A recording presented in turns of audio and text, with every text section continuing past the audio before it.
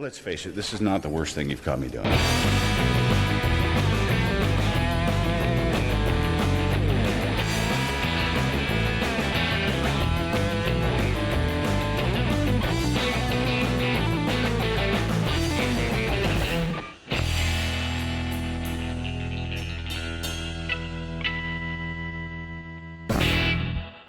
Well, thanks for coming.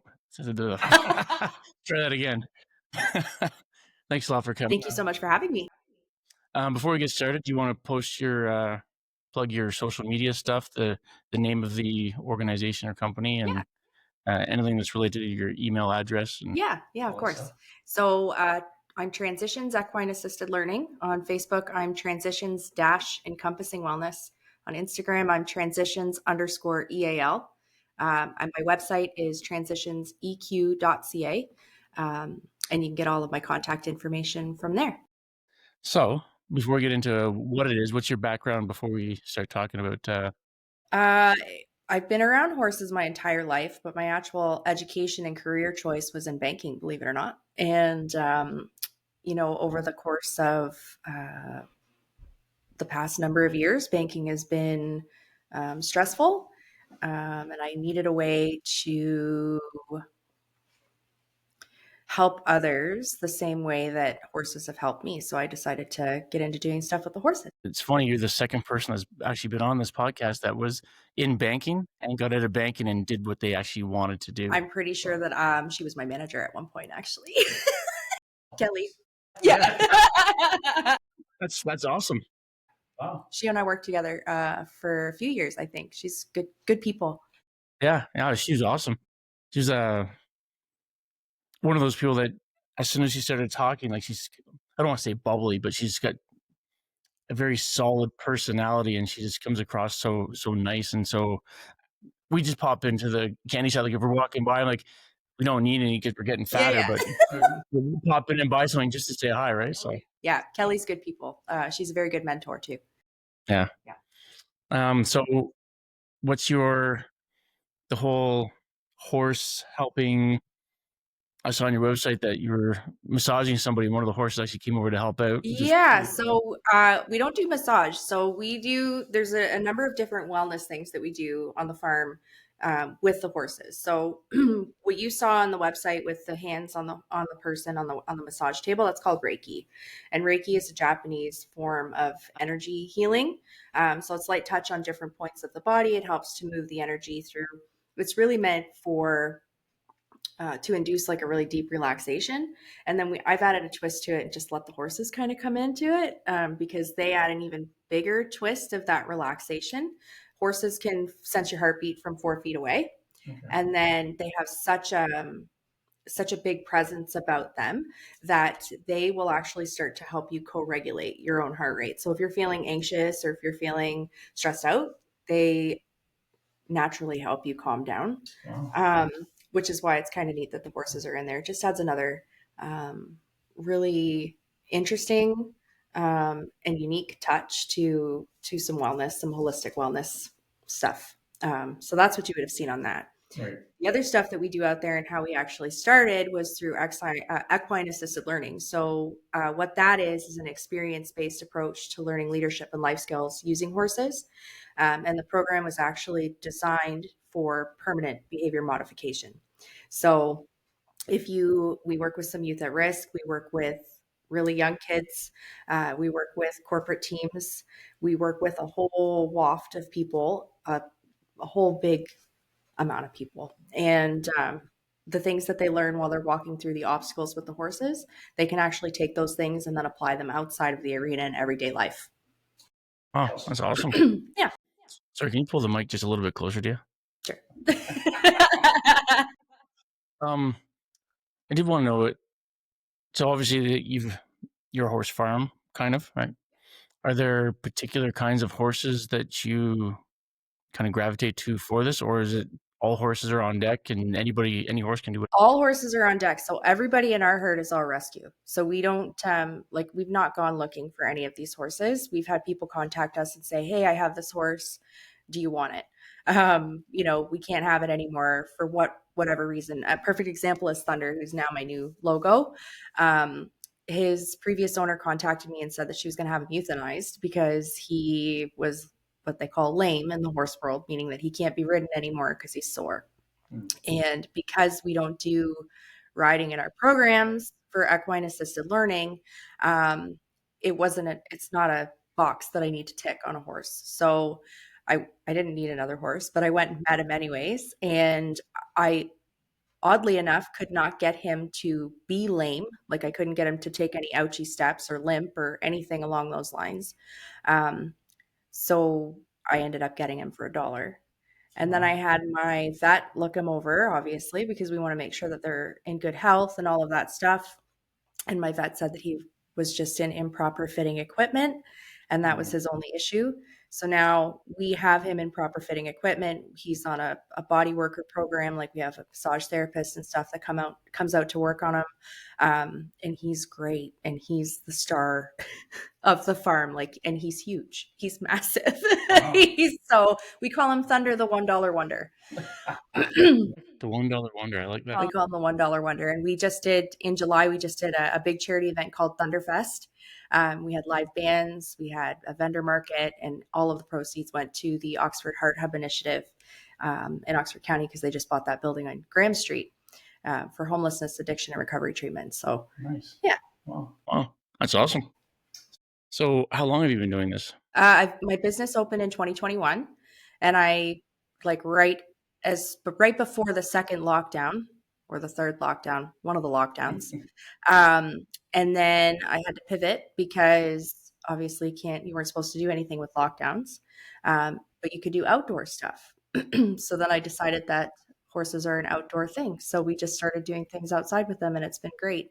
We were at another facility, and in 2022, end of 2022, I got busy enough that that other facility wasn't cutting it anymore. So now I'm at home. Now we do it at home. Outside of that, you also do other stuff like I saw on your website down here. You guys also do riding lessons, and you've got something called signature services. What exactly are those? The signature services are the services that we started our business with. So the signature services are equine. Yeah, they're our equine insights, which is there are one-on-one sessions. So that's where you come in and we kind of work through our building block curriculum. We have our Cowgirl Kickback, which is our ladies' night, and it was just recognized as an Ontario Southwest signature experience. We have Horseplay, which is date night. And then I think the other one is Equizen, and that's the Reiki with the horses. So that's what we started our business with, and it's just grown from there. So, it's funny. So when our mutual friend Ashley, when she had mentioned all this, so she just said my horse lady. So I just assumed that you just had horses and it was just a farm. But then when I started reading all this stuff, like this seems more. I don't want to say an amusement park, but it's like there's so many different aspects to it that it was not at all what I originally thought with horse lady. And then she goes, "Well, it's not what I mean, horse lady. It's a friend of mine that has horses." Yeah. And then she kind of went into it a little bit and then got us in contact. Yeah. Yeah. And it's good. Like I'm continuously looking for ways that people can get involved with the horses without having to be on their backs. Because one of the things that I hear, the biggest thing that I hear people come to the farm and say is, oh, when I was 5 years old, I had a really bad experience on a horse. I went on a trail ride and then they went to go back to the barn and they took off and I fell off and I broke my arm or something along those lines. Mm-hmm. That's a lack of education on the person who was getting them to ride in the first place. Right. So we want to make every experience that people have when they come to the farm a positive one, to where horses aren't scary anymore. And so we have horses that are 30 inches tall, and then we have horses that are 16 hands tall. So if you're really scared, we'll put you with a little horse and let you groom it and walk it around. And then they're like, oh, it's so cute. And you build your confidence up and then you can get up to the bigger horses. And 9 times out of 10, people like working with the bigger horses than they do with the ponies, because the ponies have attitudes of their own because they're little. Right. They're like giant dogs, really is what they are. So I was going to say, that's where I should probably start, the little pony. Yeah. I'm same boat. I had a bad experience when I was younger. It was like we were in high school, and the place that we went to, so I'm from Ottawa, and there was a spot there. We found out afterwards that they don't treat their horses very well. So, and that 100% came through on our ride. Two of them kept turning around trying to bite us, like the other ones that were on the horses. I got kicked by another horse. Luckily, he was so far away that by the time the leg got extended, I just barely felt anything, which I'm thankful for. Any closer, I'm sure would have broken my leg. No problem. And then just to top it off, once we got back, I got my hand slammed in the door. So it was overall it was a good It was event. a whole overall bad experience. Wow. Every time, everything is an adventure, right? So yeah, that's kind of with our farm, that's what we want to try and avoid. We don't want to have people coming out there and going, oh my gosh, I went to this horse farm and it was awful, right? We start at the very basic. We start on the ground and we work our way up. So you know, by the time that you get in the saddle, you're feeling comfortable and confident enough that you can kind of read what your horse is going to do already, and you can make adjustments for it. And for me, the fact that all of these horses have come to us, that we haven't gone and looked for them, because people were basically discarding them because they couldn't be used for what they needed them for anymore, just makes it that much more special. Because otherwise these horses probably wouldn't be here anymore. They'd be gone. Yeah. Right. So Gives them a kind of a second lease on life, or their second part of their career is now taken off, right? Exactly. You guys get to do that together. So you're both your second. Yes, exactly. So my 15-year-old daughter, Lindsay, she's very active in helping me run things. So she created a program called the Spirit of Teens, because she saw a need for teenagers to have a place to go and just kind of hang out and do their thing, but also get some education while they were doing it, so that they weren't hanging around doing things they weren't supposed to do. So she helps me run that program. She helps run our summer camp. She teaches some of our riding lessons because she's pretty accomplished in her riding career already for her age. And she thrives on it. So she and I get into lots of trouble when it comes to the horse stuff, because one of the things I'm famous at doing is just showing up at the house with a new horse and not saying anything to anybody. And my husband's like, oh my goodness, he's a saint, by the way. My daughter just recently did it to me, and my husband thought that was great. He's like, how do you like that? And I'm like, I don't actually. It's okay when I do it. Exactly. It's okay when I do it, not when she does it. So, but yeah. That's awesome. So do you guys have like I saw you have classes and stuff, so you just go on your website and book a spot or whatever. Do you guys also do stuff for with schools? Yeah, we do stuff with schools. This past Thursday, we just had 97 kids out for a summer camp from the city of Woodstock. Is that it? Just 97? 97. That was it. And they all were the age range was from 4 to 7.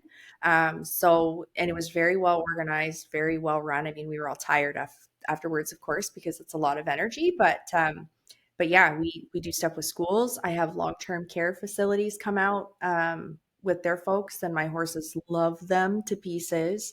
What else do we do? The corporate team buildings. I've had a few banks out. I've had a couple of factories in Woodstock come out and do some team building with their folks. Nice. Yeah. So, I mean, pretty much we can do anything. We've even had a wedding out at the farm. Really? Yeah. Wow. That'd be interesting to ride off of this. Yeah. There was no riding at the wedding, but yes, yeah, the horses were definitely a big part of the backdrop. Yeah, for sure. Oh, sometimes you just need to, like you said, it's just being in their vicinity makes everything just a little bit better, right? Yeah, a little more magical. Plus, I'm sure that TV show Yellowstone hasn't hurt you at all, because I feel like everyone wants to go and ride a horse after watching that show. Everybody wants to cowboy after seeing Yellowstone. What I will say is I caution everybody on jumping into that right off the hop without doing a little bit more research or potentially volunteering at some of these places, because it is a lot of work. And right now, in this time of the year, it's not that much work, but come wintertime, it's a lot of work. Yeah. Not for the faint of heart. We have a horse actually this week. Very good example. Her name's Rory. And this is the one that my daughter showed up with at the house. And she decided to have a tummy ache, and a tummy ache for a horse can be fatal. It's called colic. So we had to call the vet out. And since Sunday last week, I think collectively, Lindsay and I have had maybe a solid 12 to 15 hours of sleep. because you had to get up every hour and check on it and make sure that it's going to the bathroom. It's not rolling into a fence and all of that stuff. So, those are things that people don't take into consideration when they, which is why a lot of the horses find us in the first place, right? Because they get these horses thinking that, oh, it's going to be easy. And then they don't take into consideration all of the care and stuff that goes into, or what can go wrong. I never thought of that. So it's basically on the same like plane as people getting dogs and go, yeah, I don't want to take care of this anymore. And then they go and drop off the dog at the pound. And then, so you guys are basically getting someone's horse because same reason. Yeah, basically. It's weird. I never thought, you would think if someone's buying a horse that they already know what they're getting into. It's not that way. Unfortunately, one of the horse industry is a funny industry. It's a very big industry, yet it's a very small industry. So everybody kind of tends to get to know everybody. Their reputations sometimes precede them, and unfortunately, a lot of the kids the parents get kids into doing shows, getting into riding lessons and doing shows. And then the parents get super excited and they buy a pony for their kid, and then the kid outgrows the pony. Well, now the kid doesn't want the pony anymore, so now they've got to find a home for the pony. They don't get the same amount of money for the pony that they paid for the pony potentially because they were so excited in the beginning. Maybe they overpaid. Like, there's a whole bunch of things. Perhaps the pony got injured and they can't sell it as a riding horse anymore. So then that, of course, affects everything. And then people get frustrated, throw their hands up, and they're done with them. Wow. There's so many different things to think about. Like I said, small thing, big thing for you guys. Everyone else just thinks, well, horse? Yeah. Oh, we'll just leave it in the stable. Someone else take care of it. Yeah, no. It's 100%. I do feel, I know a couple people that do have horses and they just house them in someone else's stable. Yep. But they so we work shift work. So they're there during the day when we're on nights, and they go there right after work when we're on days. So I know it's a ton of work for them, but they all seem to love it. Yeah. But same thing, they grew up on a horse farm, so it's what they've always known. Some of them have quit like where we work, and now they've gone into that field. So yeah, following their passions and loves. So yeah. Well, it's definitely it's a lifestyle for sure. It's funny because I took a break from horses when I started having when I had my son. I took a break from horses, and I didn't intend to get back into horses at all because they're expensive. They're a lot of work. You need all the property and all of that stuff. And my daughter at the time, I had given both of the kids a list of things that they could do: soccer, swimming lessons, football, like what, a dance, all of these things. Horses weren't on the list. My husband is a city slicker. He's not a farm guy. And my 3-year-old daughter stood in the kitchen one day and said, ponies and nothing but ponies. And my husband's like, oh, come on, it won't be that bad. And I went, you have no idea what you're getting yourself into, but okay, if you say so. And that was all she wrote. Now we have 11. Or does he help out with them as much as you do? Not as much, but he is helpful. He's also learning. I'm very impressed with the level of attention that he puts into it now that we're at home, because with this horse colicking on us this week, now he's got the rest of the herd. He's watching them like hawks. He's like, oh my goodness, so-and-so rolled and didn't get up right away and shake or whatever, right? And I'm like, just relax. It's okay. Right? But he's super, super attentive to that kind of stuff. He makes sure that they have plenty of fresh water all day long. He helps us make sure that they all have food in front of them all the time. He helps me repair the things that the horses break because they break fences sometimes. So the occasional time, if I ask him to build something for us, he will. It might take him a little bit longer, but he does get it done. So he is helpful. He's just not as involved as my daughter. Right.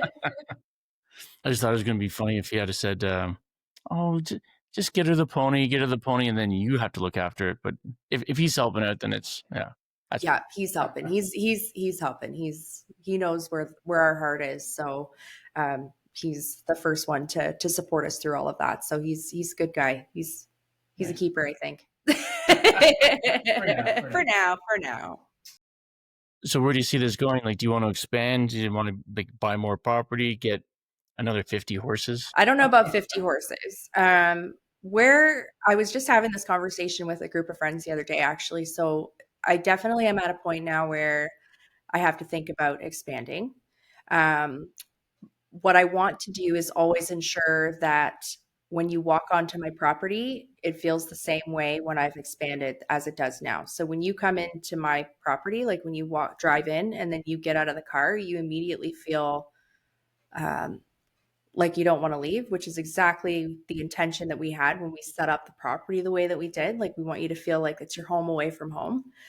So I definitely always want to keep that feel, but we definitely have to look at making some expansions, and for different reasons. So we do a lot of Indigenous programming at the farm as well. So we have an elder that we work with and knowledge keepers, and then I have a friend of mine who is actually our Indigenous facilitator and the person who tells me the right way and the wrong way to do things, to make sure that we're being a good ally all the time. And so we put in an Indigenous medicine garden this past spring, that we use for smudge gatherings once a month with our Indigenous elder who comes out. And I really want to get into doing the Ojibwe spirit pony. So they're an endangered species. There's only 199 of them left in Canada as of right now, and they're the only horse that we know of native to Canada from the boreal forest. So that's something that I would like to dabble in. I think dabble's the wrong word. I would like to try and get into doing that, because I think that there can be a lot learned from that. But I'm also very aware of the challenges that come along with trying to do something like that. Yeah. So that's one thing that we're going to be looking into. And then yes, looking at trying to broaden our property just a little bit, and probably putting up an indoor facility. Not that I would really use it too much in the summertime, but for wintertime, so that we can continue having maybe a more comfortable space to do things all year round. We can, because we still run all year round. Right. You just got to dress for the weather. Guess there's probably no Reiki outside then. No, I have an indoor space to do Reiki, and it is heated, so it's good in that regard. But yeah, I'd like to. We're at the point now where we got to start looking at doing something like that. So probably a couple years down the road, but we're getting there. We're making plans. So you said an Ojibwe They're spirit called pony. Ojibwe spirit ponies. Yes. So the tribe that you're working with, they are Ojibwe. So the elder that I work with, he's actually Mohawk and Iroquois. And then Becca Neepin, who is my Indigenous facilitator at the farm, she's Cree. So we don't limit ourselves to who we work with, because, in order to be a good ally and walk in a good way, you've got to learn them all. Sure. So most of the teachings that our elder Eric that he provides it would be more like Haudenosaunee and Ojibwe. But he also has the Mohawk and Iroquois teachings that he helps with as well. And then Becca, obviously, she tries to teach a bunch of the Cree stuff, and then we try and just keep it open and everybody's welcome. Yeah. No, I was just curious. As I always hear Mohawk, I always hear Cree and stuff like that, and I have a good friend back home. He's a Ojibwe, so whenever I hear Ojibwe, I'm like, oh, that's because he's the only one that I personally know of that's a Ojibwe. So I mean, him and his Of family, course, yeah. obviously. So, but yeah, it's I don't know, it's interesting just keeping everything as I don't want to use the term basic, but like the way how the natives always had everything, keep everything like you're saying, using their medicine herbal. Yeah, their medicine garden. Yeah, so everything is all natural, right? They're just earth based. Earth based. It's about taking care of the earth and yourselves and each other, and having an open heart for all of the stuff. That's the teachings. What I've been taught. Right. So, and if I ever screw up on anything, like if I make a statement that's incorrect, I'm the first person to like publicly apologize and be like, "Sorry guys, I'm still learning." And I think people appreciate that because I'm not perfect by any stretch of the imagination, but I'm trying to be a good ally. So yeah, so those are some of the things that we have on the go. It's awesome. Well, I won't take up unless there's something else you want to talk about. I don't think so. I No? mean, aside from, I think we pretty much touched everything. You guys sell stuff as well, right? Oh, we didn't touch on that. Okay, all right. Yeah, I do have a gift shop. So we do have a gift shop, and we have a bunch of different local curated stuff in there. So we have Mrs. L's vintage. So she has some vintage stuff in there that we sell. We have Infuse and Booze, which is basically like I don't know, they're little jars full of freeze dried fruits and all the things that you can make like an old fashioned and a Bloody Mary and a mimosa. What else do we have in there? We have art and indigenous medicines from Eric and Wendy Martin. I have my own line of all natural hair and skincare that we just launched in July. So I'm really excited about that. It works well. I love it. We have candles, leather making, like keychains, wallets, and stuff like that from another local artist. So lots of stuff like that. You guys sell the RIP uniform on The no. I always think it's funny because every time someone starts talking about Yellowstone, you'll always see someone in the background, the glasses, the hat. We have hats. We do have the cowboy hats. We don't have sunglasses. What about boots? I don't have any boots, but I do have hats, and I know where we can get boots. So I've been looking for boots forever. But my buddy and I were in Nashville, and I almost bought a set while I was down there, and I should have. And the next time you go down to Tennessee, you got to check out Boot Barn because you can buy one pair of boots and you get 2 pairs free. So you get 3 pairs of boots for the price of one. Whereabouts is that? The last time I was down, I was in Gatlinburg or Pigeon Forge, and they had a Boot Barn, and then right next door is Duncan's, and they have all kinds of Carhartt and stuff for really cheap. So when Lindsay and I went down in March, we got 3 pairs of boots, and I paid $199. Wow. Yeah. See, the ones I was looking at were like $450 to $600, and that was American. I was like, like I had a pair of boots in high school. I loved them. I wore them everywhere. Like people would want to race me, and I still wear my boots, and I'd still beat them. But I wore them down so that the metal plate in the bottom, so when I was walking, I'd tick. It was only the right one that was worn down for some reason. So I'd walk, it tick, tick, tick. I gotta get rid of these. Yeah. Well, so I've been on the lookout for them ever since, and everyone says, "Oh yeah, there's a spot in London. Where?" Wilson's Tack. Yeah. Yeah, Wilson's Tack. They're just outside of Thorndale by the London Sales Arena. Guess I'll have to check it out. So you want to give your social media and all your... Yeah, sure. So on Facebook, we're transitions-encompassing wellness. On Instagram, we're transitions_EAL. Our website is transitionseq.ca. Awesome. Well, I really appreciate you coming out. Thank you so much for having me. And we'll talk to everybody next time.